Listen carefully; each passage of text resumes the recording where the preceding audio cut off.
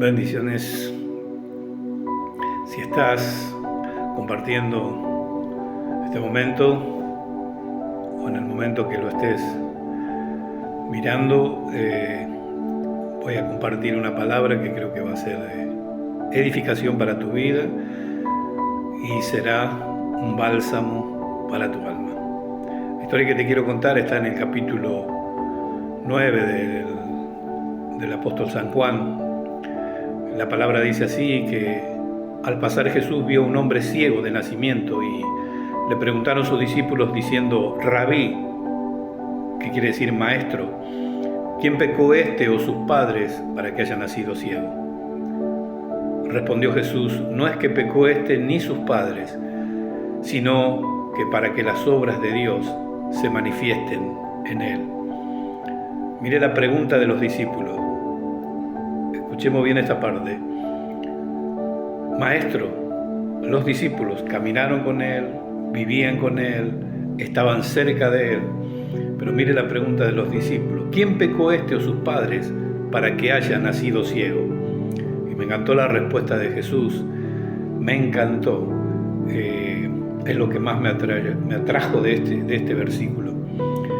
Respondió Jesús: no es que pecó este ni sus padres, sino para que las obras de Dios se manifiesten en él.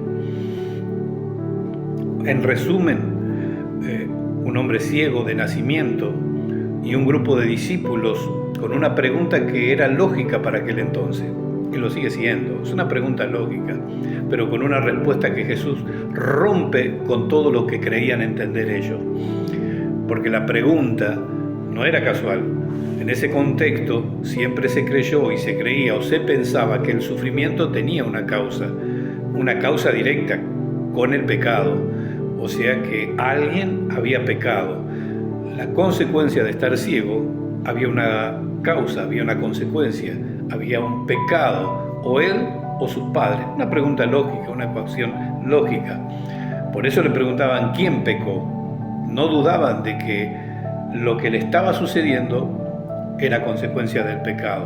Solo querían saber quién era el responsable o quién era el culpable, buscando culpables, estando cerca de Jesús, caminando con él, siendo sus discípulos, estaban buscando culpables. Por eso que la respuesta de Jesús rompió con toda esa lógica. Y eso sigue pasando hoy. Esto sigue pasando hoy. Porque aunque no se diga igual o se piensa parecido, si te está yendo mal, algo hiciste. ¿Lo escuchaste alguna vez? Algo habrá hecho. Ahí está el karma. Ahí están las consecuencias. Eso por pecador, por pecadora. Eso es consecuencia del pecado. Entonces el dolor no solo duele, sino que trae vergüenza. Pero Jesús rompe esa lógica. Quiero decirte algo, Jesús rompe con esa lógica y lo hace de forma directa. No es que pecó este ni sus padres, sino, ¿qué es lo que está queriendo decir? No todo dolor es un castigo. Wow. No todo dolor es un castigo. No toda crisis es una consecuencia directa de un error.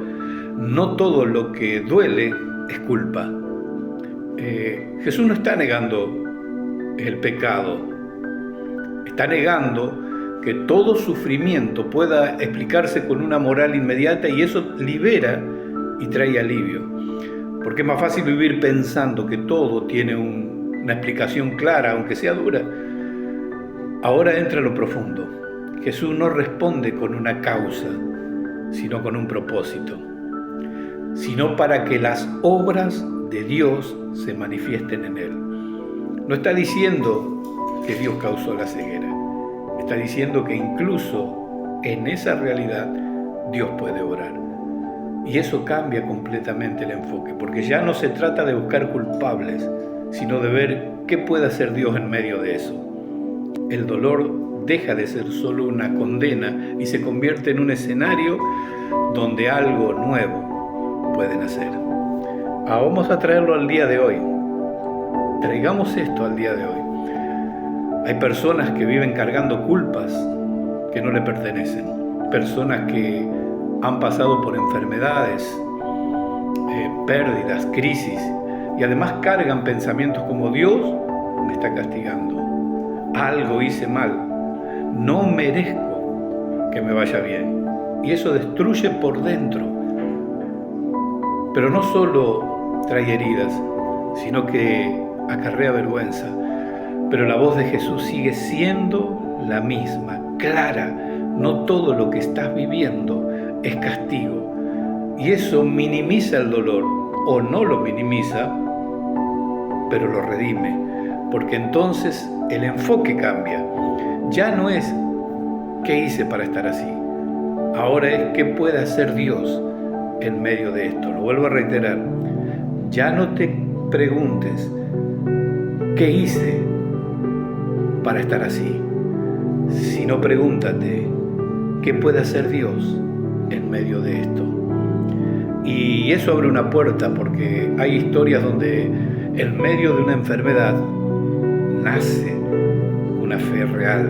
En medio de una pérdida se despierta un propósito, y en medio de una crisis se construye una vida. No porque el dolor sea bueno, sino porque Dios no desperdicia tu dolor. Y eso es profundamente esperanzador, porque significa que incluso lo que entiendes puede tener sentido en manos de Dios. Perdón, lo que no entiendes puede tener sentido en las manos de Dios. Hoy muchos viven como los discípulos, buscando culpables. Pero Jesús invita a vivir diferente, buscando un propósito. La pregunta no es quién pecó, la pregunta es: ¿vas a seguir así, viendo tu dolor como un castigo? ¿Vas a vivir así, viendo tu dolor como un castigo? ¿O vas a permitir que Dios transforme lo que estás viviendo en un lugar donde su obra también pueda manifestarse? Todos buscan culpables, todos señalan: algo habrás hecho, algo hiciste, Dios te está pasando factura. Pero déjame decirte que la voz de Jesús sigue siendo clara y directa para tu vida. No es que pecaste, aunque sí erramos, no está negando el pecado. Nacemos bajo un pecado.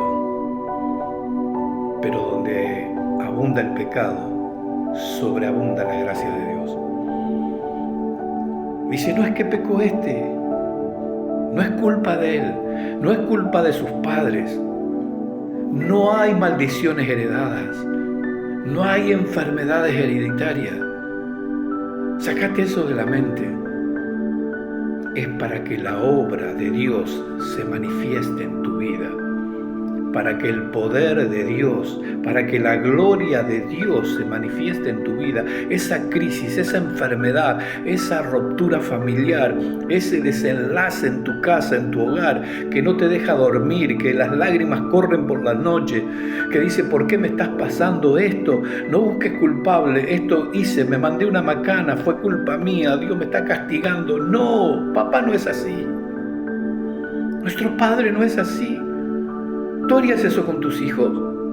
Tú le dirías: como castigo te vas a enfermar, vas a ir al hospital, te vas a estar en una camilla, en una cama, en una terapia, en una sala de urgencias? No, Dios no es así, nuestro Padre no es así. Nuestro Padre no se acuerda más de tu pecado, lo tira al fondo de la mar y se olvida. Si no, la cruz fue en vano. La gracia de Dios, ese favor que no merecemos, eso significa gracia, favor inmerecido, pero así de mucho te ama. No es para que te juzguen ni te juzgues. Lo que está pasando es para que las obras de Dios se manifiesten en tu vida. ¿Sabe que Jesús tocó los ojos del ciego, hizo barro, hizo lodo, escupió, le dijo: ve y lávate al estanque de Siloé, lávate. El ciego fue y se lavó y regresó viendo. Aleluya. Bendito Dios, bendita gracia. Todos quedaron sorprendidos. Dice que sus vecinos quedaron sorprendidos. Prepárate para que en tu barrio, en tu casa, en tu ciudad queden sorprendidos, porque la gloria de Dios se va a manifestar en tu casa. Esa familia va a ser restaurada, ese diagnóstico va a ser revertido, esa enfermedad, ese dolor, ese rechazo, esa amargura va a ser transformado, va a ser para que la gloria de Dios se manifieste. Toda crisis, todo dolor, toda dificultad tiene un propósito en las manos de Dios. Deja que Dios te toque. El sistema está diseñado para acabar con nosotros, pero Dios te toca y te sana. Dice que Dios no envió a su Hijo al mundo para condenar al mundo, sino para que el mundo sea salvo por Él. Él no vino a condenar, Él no vino a juzgar. A la mujer adúltera le dijo: ¿dónde están los que te condenan? Todos querían apedrarla y era legal. Había pecado, había errado, la habían encontrado justo en el acto de adulterio. Pero Jesús dijo: el que esté libre, que sea el primero en tirarla. Y ellos, acusados por su conciencia, empezaron a tirar las piedras uno a otro. Acusados por su conciencia. Dios no vino a juzgar. Dijo: ¿dónde están los que te condenan? Ni yo te condeno. No te juzgues. Que nadie te juzgue, no permitas que nadie te juzgue. En medio de tu dolor, levántate y di: esto será para la gloria de Dios. Esta ruptura familiar, este problema económico, esto que parece llevarme a la bancarrota, será para la gloria de Dios. Eso que está pasando en tu familia será para la gloria de Dios. Ponte en las manos de Dios, deja que Él te toque y te sane en esta hora. Los discípulos buscaban culpables, los que debían tener compasión buscaban culpables, los juzgaban. Los que supuestamente deberían tener compasión y misericordia los juzgaban. Y Jesús rompe con toda lógica. Eso que te está pasando no es por tu culpa. ¿Actuaste mal? Sí, todos lo hacemos. Dijimos lo que no debíamos decir, todos muchas veces los decimos. ¿Te arrepentís? Arrepentiste. Delante de Dios, solo tú y Él. Y dile: Señor, en esta crisis momentánea, mire lo que dice la palabra, que esta leve tribulación momentánea no se compara con la gloria de Dios que se va a manifestar en nuestra vida. Prepárate, porque esa crisis, esa enfermedad, esa discusión, ese pleito, esa pelea, esa ruptura, esa bronca, ese enojo, esa ira, tiene un propósito: que la gloria de Dios, el poder de Dios se manifieste en tu vida. Prepárate, porque los mejores días de tu vida están por venir. No te juzgues, no te culpes, ni permitas que nadie juzgue tu vida, porque aquel que controla el universo dijo que cuidaría de ti. Y esa crisis será para que la gloria de Dios, las obras de Dios, se manifiesten en tu vida. Y esto trae un bálsamo para tu alma.